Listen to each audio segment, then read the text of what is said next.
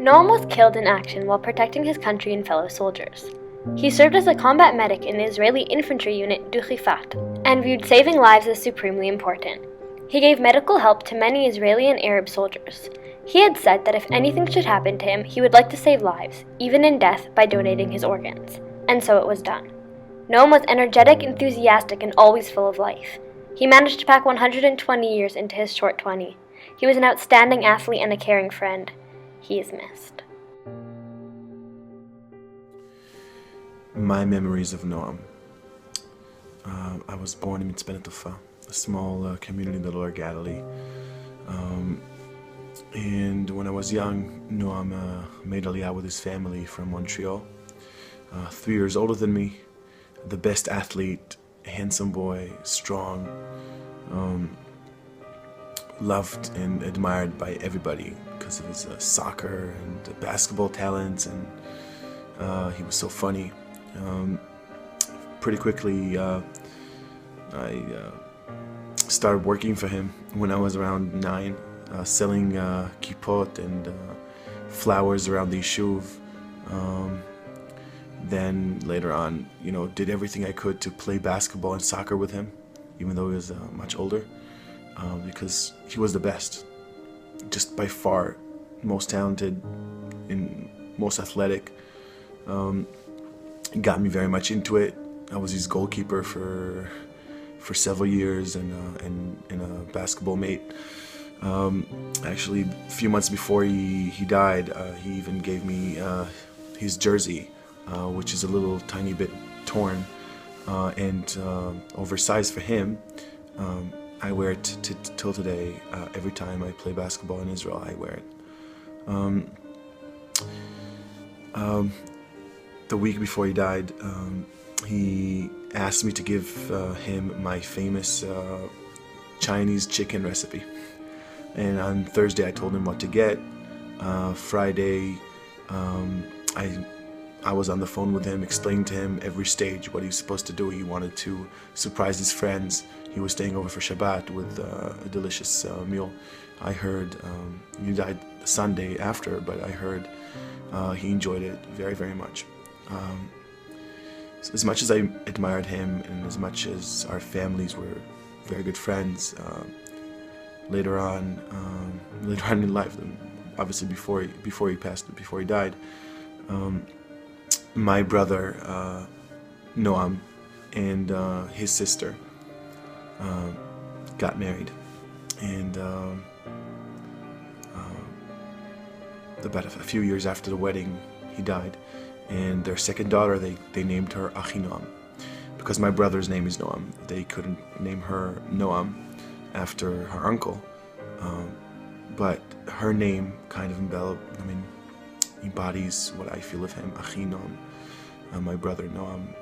He was just like a brother to me, an older brother who took care of me, looked out for me, and in my niece, Achinoam, which I love very, very much.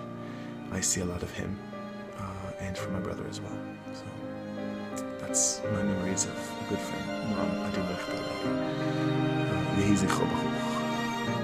Thank you very much. February 15th, 2003. Corporal Noam Bahagon, 20, of Elkanah, was one of 4 soldiers killed when their tank drove over an explosive device weighing 100 kilograms while on patrol in the Gaza Strip. Hamas claimed responsibility for the attack. Noam, the youngest of 4, grew up in Samaria, where his family had settled about 15 years ago. After completing his primary education in Elkanah, he attended the Yeshiva High School in Pismin. He volunteered for Ilan, an organization which helps the handicapped. Noam began his army service at the Hester Yeshiva in Otniel before beginning service in the Armored Corps in March 2002.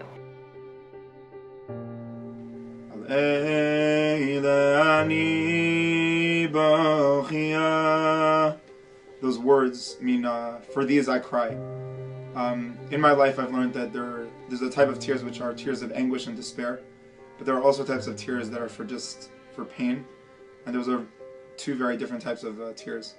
When I think about Noam Bahagon, who we called in our friend circle Bagi, I always think about the tears of pain that have been with me for the past 10 years.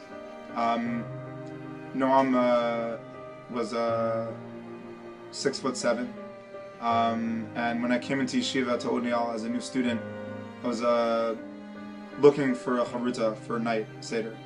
I was a little bit loud, a little bit intense in the level of screaming in my learning, so not many people were so interested.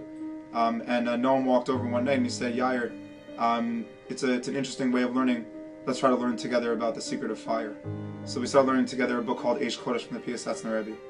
A year and 2 months later, Bagi went into the army into Shiryon, which is the tank brigade.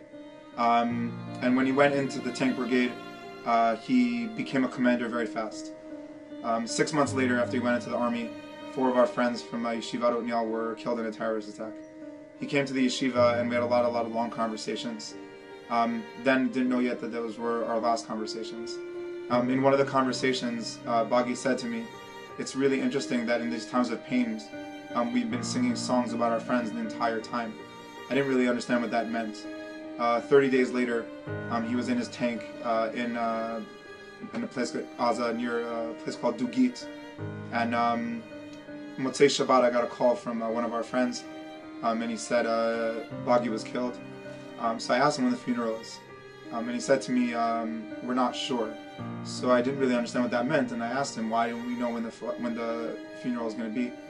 So he said that the amount of explosives that were in the mine that his tank went onto were too much for them to be able to identify and know who is who and who to bury and where they're going to be buried. So after 3 days we were at the funeral.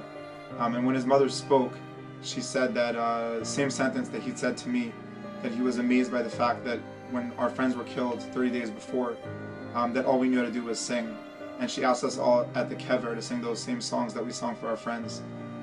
At that moment it wasn't anymore with Bagi, but it was without him. And I remember being on that kever for about 5-6 hours after the funeral, singing those songs. And someone walked over with an Eish Kodesh, the book that we learned together, and gave it to me. And I remember that he introduced our chavruta as the chavruta about fire. And that the way he was murdered was by explosives, that he was inside a fire. But the book that we learned together was a book called Eish Kodesh.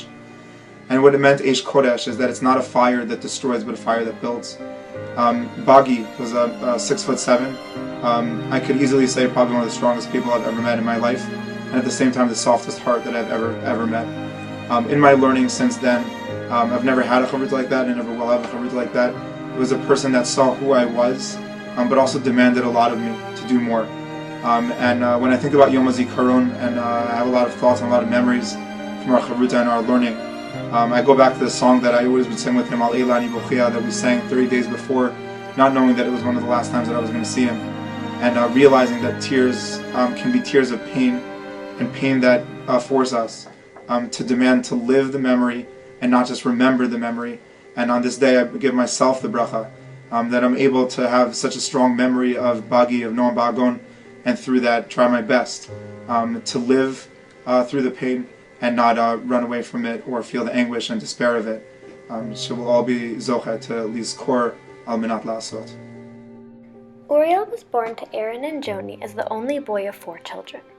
He was born in Efrat, a suburb south of Yerushalayim.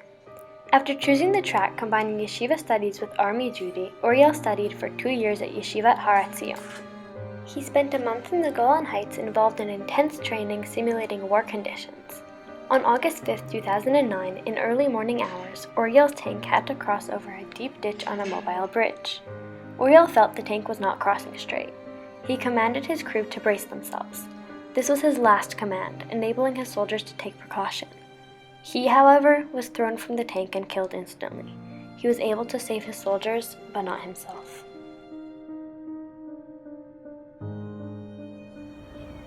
אז היום שבחרתי לדבר עליו הוא ט"ו באב לפני 7 שנים, ט"ו באב תשס"ט. היום הזה חרוט לי בצורה מאוד מאוד חזקה.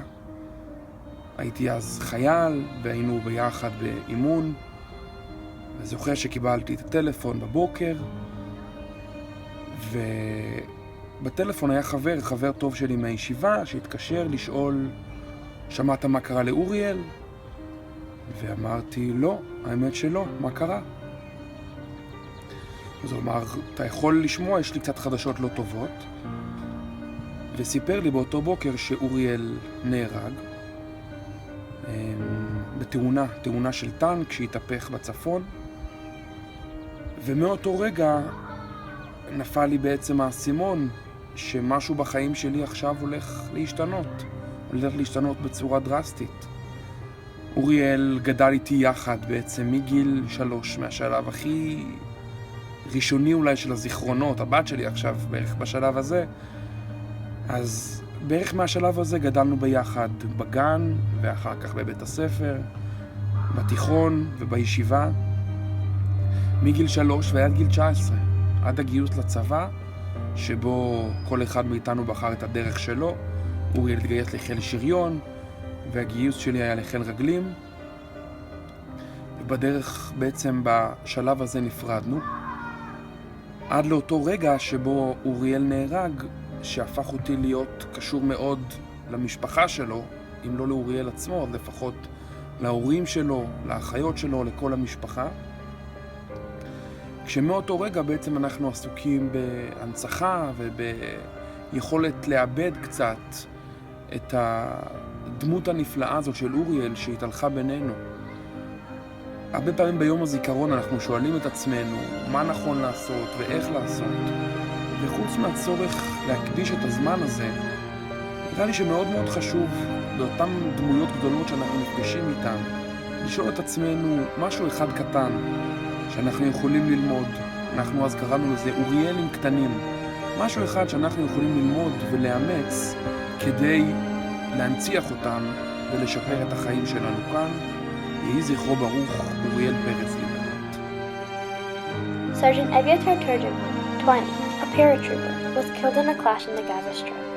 Eviatar Turgeman was killed after an anti-tank missile was fired at a building in Khan Yunis Power. Together with several other soldiers, he was wounded. The IAF attacked a building in response to the rocket fire. Turgeman, a resident of Beit She'an, was promoted to the rank of Sergeant Staff Sergeant after his death. He served within the framework of yeshiva students, but returned to service because of the alert in the south. He is survived by his parents, Meir and Ora, and 3 brothers, Yinon, Aviyah, and Yitzi. A year before I came to Toronto, I was teaching the second year Israeli and Chutz La'aretz students at Yeshivat HaKotel. And one of the students that was actually in the other shir, wasn't in my shir, was a very impressive boy named Eviatar Turgeman. And he was somebody that still to this day makes a very, very big impression on the students of Yeshivat HaKotel and anybody that knew him. Eviatar was, in a certain sense, the leader of the group, but in a certain sense also the most quiet. Usually you don't see leadership and humility in the same place. Usually you see leadership as someone who's out there, who's telling anyone what to do, who's the center of attention, always the one who talks at every event and at every Shabbos table. But Eviatar was somebody who really was able to show tremendous amount of seriousness and leadership and strength, even though he was somebody who was very, very quiet and kind of behind the scenes. He was the rock that people relied on, and not necessarily the center of attention. And it really was a lesson to a lot of people in being somebody who is both a nav and at the same time a manhig. He was also somebody that cared very, very much. He was somebody that cared about what he believed in, and he was very, very serious about everything that he did. In general, most Hesder soldiers, when they go to the army, they go everyone together. But he didn't want to just go to the regular unit with the rest of his friends. He decided to go to Tzanchanim, which is something that you have to try out for, you have to get into. It's not so easy to get into. You have to go through a whole process. And he said, if he's going to go to the army, he wants to do it in the best way that he can do it. And he went to the Tzanchanim, and he fought in the Tzanchanim for a year and a half, like most Hesder students. And 3 weeks before he was supposed to come back to the yeshiva, he was very, very excited about coming back to yeshiva. He was somebody who cared tremendously, just about as much as he cared about the army. He was somebody who cared about learning Torah. He was somebody who it was important for him to be in yeshiva, important to him to learn Torah, important to him to be part of the tradition and to be part of the world of Torah. And he was extremely excited to come back. And when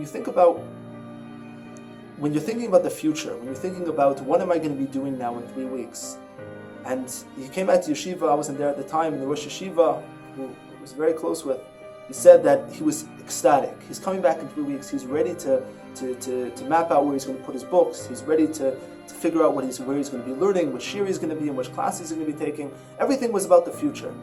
And that's when the war broke out. And when Tzuk Eitan broke out, no one expects it. And everyone who's planning for the future, it's hard to imagine that it can be any other way. And he was killed in action during the war. And what we have left is his legacy. And I think the legacy of being a leader, or being quiet, or being a nav, being humble, leadership and humility, together with the seriousness for doing what you believe in, to try and do whatever you can in the best way.